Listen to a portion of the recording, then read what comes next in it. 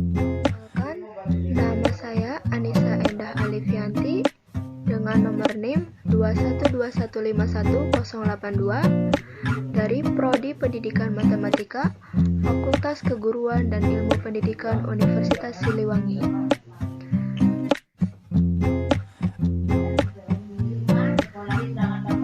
Video ini saya buat untuk memenuhi tugas mata kuliah saya, yaitu teori bilangan, dengan dosen pengampu Bapak Dedi Nurjamil.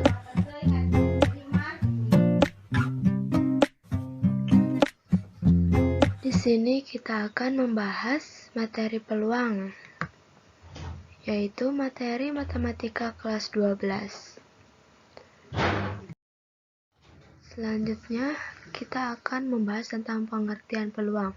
Pengertian peluang yaitu pada umumnya itu kesempatan, namun pada matematika adalah kemungkinan yang terjadi atau muncul dari suatu peristiwa. Istilah yang sering digunakan dalam peluang yaitu: pertama, ruang sampel. Semua kejadian yang mungkin dalam suatu percobaan dilambangkan dengan NS. Selanjutnya itu titik sampel. Bagian-bagian dari ruang sampel dilambangkan dengan NA. Yang terakhir, peluang kejadian. Himpunan kejadian dari ruang sampel dilambangkan dengan PA.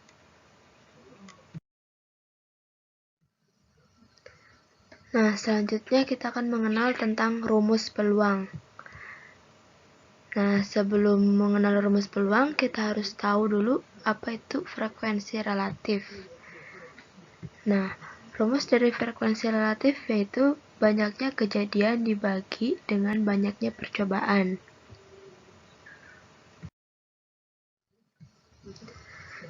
Nah, di sini kita akan memahami mana ruang sampel dan titik sampel. Contoh, pelemparan pada sebuah koin. Nah, ruang sampelnya itu himpunan A dan G. Titik sampelnya itu angka dan gambar. Yang angka dilambangkan dengan A dan gambar dilambangkan dengan G. Dan contoh kedua yaitu pelemparan pada sebuah dadu. Nah, ruang sampelnya itu himpunan 1, 2, 3, 4, 5, dan 6, sedangkan titik sampelnya itu angka-angka di dalamnya.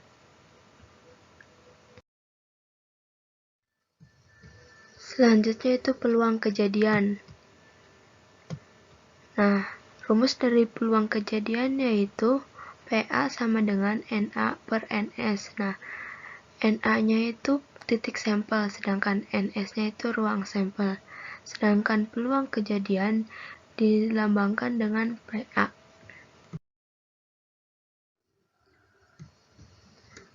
Contoh soal. Pada pelemparan sebuah dadu, tentukan peluang munculnya sisi dadu yang berangka genap. Nah, di sini kita akan lihat pembahasannya.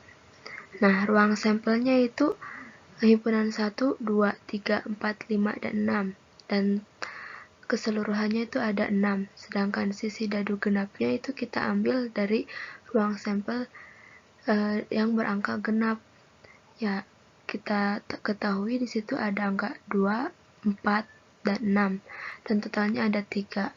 Karena rumus dari peluang kejadian itu titik sampel dibagi dengan ruang sampel, maka kita masukkan angka 3 terlebih dahulu, maka jadi 3 per 6. Dan kita sederhanakan jadi 1 per 2. Jadi peluang munculnya mata dadu berangka genap adalah 0,5 atau setengah.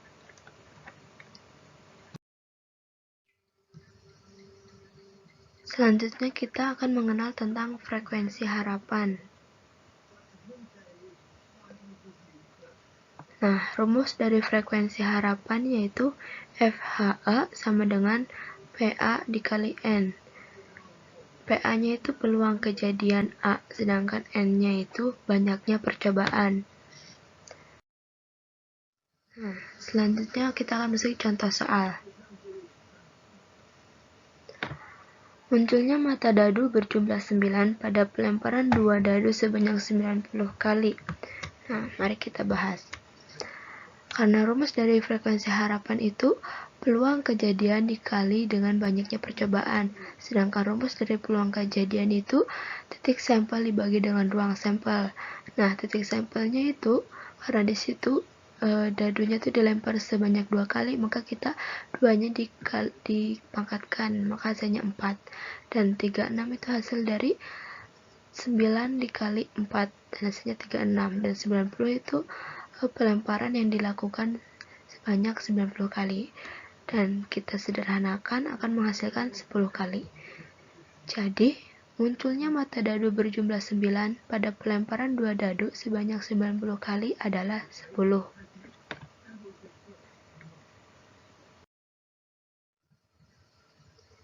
Nah, sekarang kita masuki kejadian menjemuk. Kejadian menjemuk merupakan kejadian baru yang terbentuk dari perlakuan pada 2 atau lebih kejadian. Menjadi 5 macam. Pertama, kita akan mengenal tentang peluang kejadian menjemuk itu sendiri.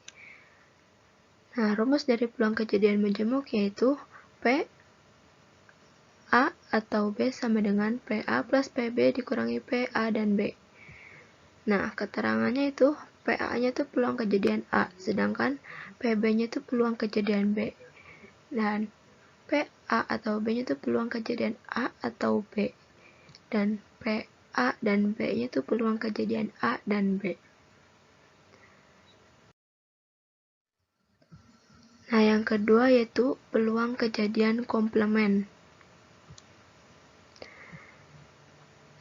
Pengertiannya itu semua kejadian yang bukan kejadian K. Nah, rumusnya itu PA komplement sama dengan 1 dikurangi PA. Nah, PA-C-nya itu artinya peluang kejadian komplement A, sedangkan PA-nya sendiri itu peluang kejadian A.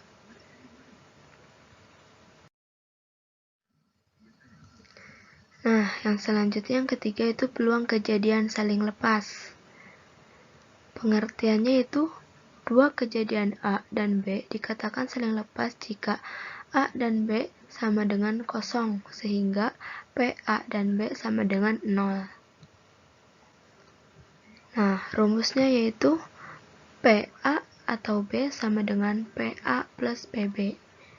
Nah, keterangannya itu PA atau B peluang kejadian A atau B yang saling lepas, sedangkan PA-nya itu peluang kejadian A, PB-nya itu peluang kejadian B.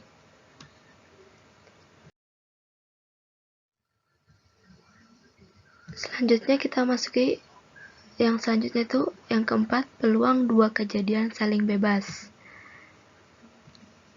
Nah, rumusnya itu PA dan B sama dengan PA dikali PB. Nah, keterangannya yaitu PA dan B itu peluang kejadian A dan B, sedangkan PA-nya itu peluang kejadian A, PB-nya itu peluang kejadian B.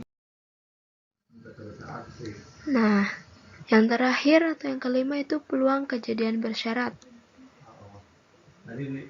Rumusnya yaitu PA dan B sama dengan PA dikali PB per A, atau PA dan B sama dengan PB dikali PA per B. Keterangannya itu PA per B itu peluang kejadian A setelah B, sedangkan PB per A yaitu peluang kejadian B setelah A. PA dan B itu peluang kejadian A dan B, PA peluang kejadian A, PB peluang kejadian B.